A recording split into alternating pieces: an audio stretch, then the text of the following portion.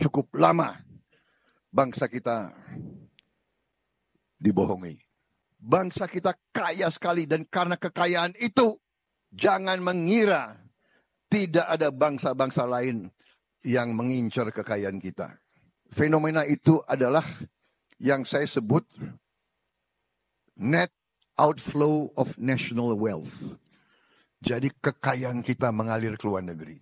21 komoditas kita unggul di dunia, tapi hasilnya diekspor dan uangnya banyak sekali yang tinggal di luar. Bumi, air, dan kekayaan alam yang terkandung di dalamnya milik bangsa Indonesia, tapi kekayaannya tidak tinggal di Indonesia. Rakyat kita tidak mungkin makmur. Bangsa Indonesia tidak mungkin makmur kalau kita izinkan terus seperti ini. Kita harus hilirisasi. Semua bahan kita harus kita olah di Republik Indonesia. Pasal 33 ini adalah kunci pengaman. Kalau kita terapkan pasal 33, tidak akan mengalir kekayaan bangsa ke luar negeri. Belajar dari sejarah masa lalu Indonesia, Prabowo Subianto mengungkap fakta bahwa selama ini Indonesia sudah dibohongi oleh bangsa asing. Soal kekayaan Indonesia yang melimpah sudah tidak diragukan lagi. Namun ini merupakan celah dan menjadi incaran oleh bangsa asing dari dulu hingga saat ini. Oleh karena itu, Prabowo mengatakan perlu ada gebrakan untuk menghentikan kekayaan negeri ini mengalir ke luar negeri. Karena kekayaan itu milik kita. Apa saja langkah yang akan ditempuh bangsa Indonesia untuk menghentikan itu? Mari kita simak pemaparan lengkap dari Prabowo Subianto. Apa yang saya ingin sampaikan adalah bahwa memang bangsa kita cukup lama bangsa kita dibohongi. Cukup lama.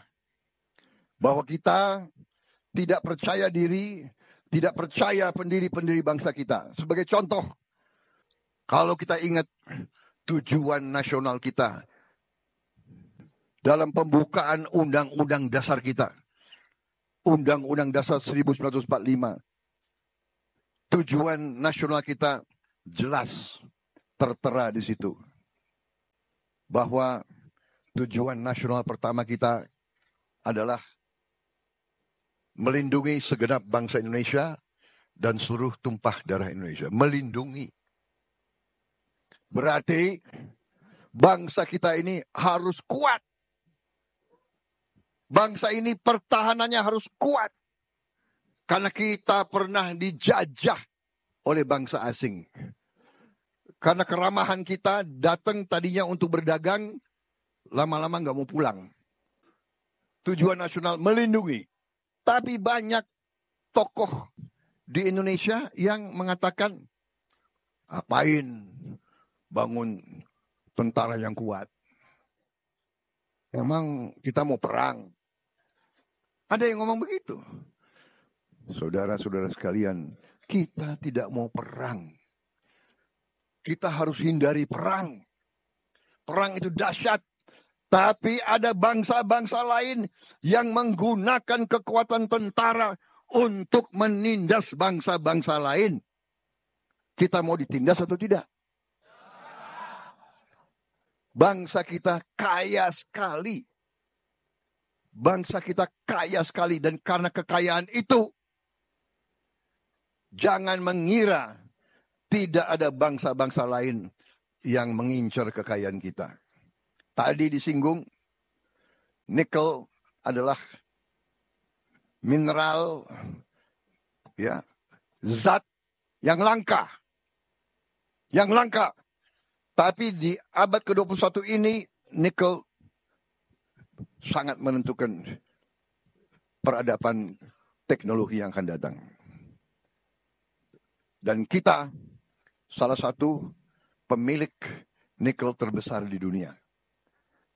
Nah, kalau kita bicara manusiawi, kalau kita punya harta, tapi kita tidak bisa menjaga harta itu, kira-kira kita dirampok atau tidak? tidak perlu terlalu pintar untuk faham. Kalau kita diketahui punya harta yang banyak, tapi dia lihat tidak ada usaha untuk menjaga harta itu, pasti akan diambil. Ini namanya hukum manusia. Yang kedua, kita juga tujuan nasional kita sangat jelas bahwa kita memang harus memajukan kesejahteraan. 1, 2, 3, 4. Ini syaratnya adalah bahwa kita harus punya banyak sumber daya. Kita harus punya banyak uang supaya rakyat kita bisa sejahtera. Inti masalah yang saya sudah bicara selama 20 tahun lebih, dan saya, di dalam tulisan-tulisan saya, dan nanti saya tinggalkan, adalah bahwa sudah ratusan tahun, waktu zaman Belanda, dan sesudah merdeka pun, dan sampai sekarang, sampai beberapa tahun ini, terjadi suatu gejala, fenomena itu adalah yang saya sebut net outflow of national wealth. Jadi kekayaan kita mengalir ke luar negeri. Karet, kelapa sawit terbesar di dunia produksi. Karet, 21 komoditas kita unggul di dunia, tapi hasilnya diekspor dan uangnya banyak sekali yang tinggal di luar. Artinya bumi, air, dan kekayaan alam yang terkandung di dalamnya milik bangsa Indonesia, tapi kekayaannya tidak tinggal di Indonesia. Ini datanya ada semua, coba diperiksa. Jadi perjuangan saya selama sekian puluh tahun adalah meyakinkan elit bangsa Indonesia bahwa ini tidak boleh diteruskan. Bahwa kalau begini, apa bedanya? Untuk apa kita merdeka? Untuk apa kita punya republik? Untuk apa kita punya MPR, DPR? Untuk apa kita punya presiden, menteri? Kalau kekayaannya ke luar negeri terus. Di situ perlu ada perubahan, dan disitulah kenapa saya maju di politik.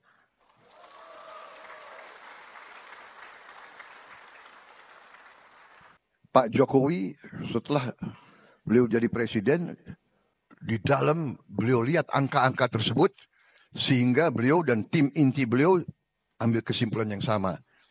Ini harus dirubah.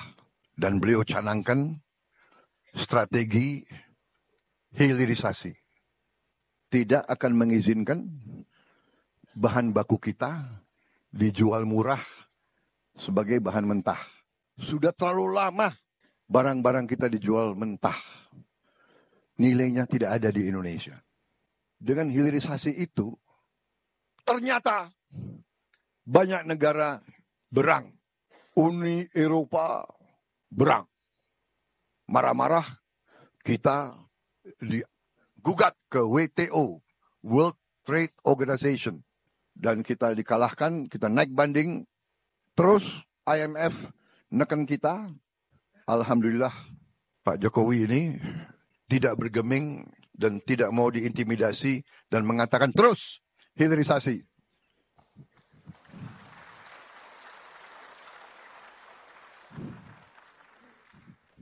Nikel sudah dilarang, sebentar lagi boksit, dan nantinya 21 komoditas akan kita paksakan harus diolah di dalam negeri, saudara-saudara.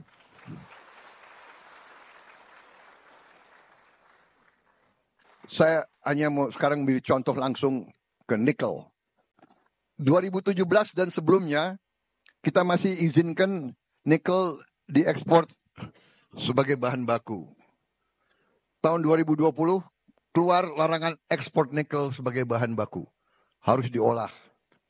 Kemudian smelter dipaksa dibangun tahun 2002. Produk diekspor sebagai turunan.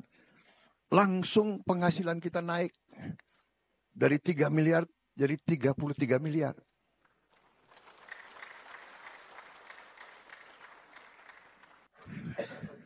Dua tahun setelah kebijakan diambil, penghasilan bangsa kita naik 1000%.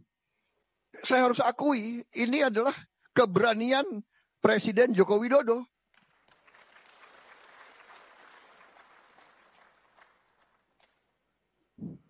Beliau pernah mengatakan kepada saya, Menhan, rakyat kita tidak mungkin makmur. Bangsa Indonesia tidak mungkin makmur kalau kita izinkan terus seperti ini. Kita harus hilirisasi. Semua bahan kita harus kita olah di Republik Indonesia. Ini yang akan kita jadi makmur, saudara-saudara. Ini yang kita nanti sesungguhnya merdeka. Ini yang membuat kita berdiri di atas kaki kita sendiri. Jadi saudara, ini hanya contoh ya, bahwa kita bisa, kita mampu. Masa kita tidak mampu? Korea tidak punya sumber alam seperti kita. Tahun 67, per kapita kita sama Korea sama. Sekarang kita di sekitar berapa? 4.800, mereka sudah, kalau nggak salah 30.000. Kenapa? Karena mereka punya strategi, komitmen, will, tantangan. Mereka juga ingin hidup bermartabat. Kita ingin hidup bermartabat. Kita tidak mau ada kemiskinan di bangsa Indonesia. Kita tidak mau. Kita bisa hilangkan kemiskinan.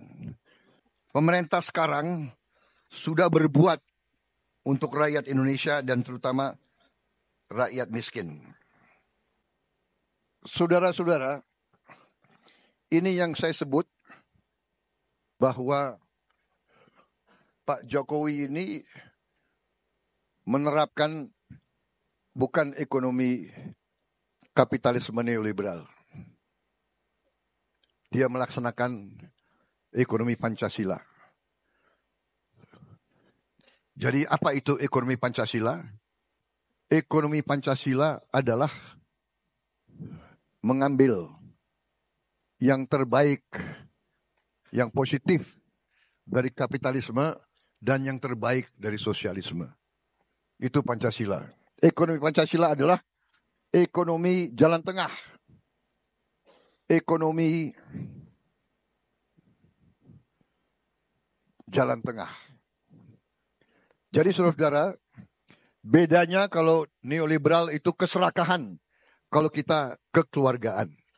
Kuncinya di kita, senjata yang paling ampuh adalah pasal 33 Undang-Undang Dasar 1945. Ini adalah senjata pamungkas yang tidak pernah disinggung oleh banyak elit Indonesia. Saya ini tidak punya gelar sarjana ekonomi. Tapi saya bisa baca Undang-Undang Dasar 45. Dari awal saya baca pasal 33. Pasal 33 ini adalah kunci pengaman. Kalau kita terapkan pasal 33, tidak akan mengalir kekayaan bangsa ke luar negeri. Jelas, perekonomian disusun sebagai usaha bersama berdasar atas azas kekeluargaan. Bukan azas keserakahan. Pasal 33 ayat 2 sangat jelas. Cabang-cabang produksi yang penting bagi negara dan yang menguasai hajat hidup orang banyak dikuasai oleh negara.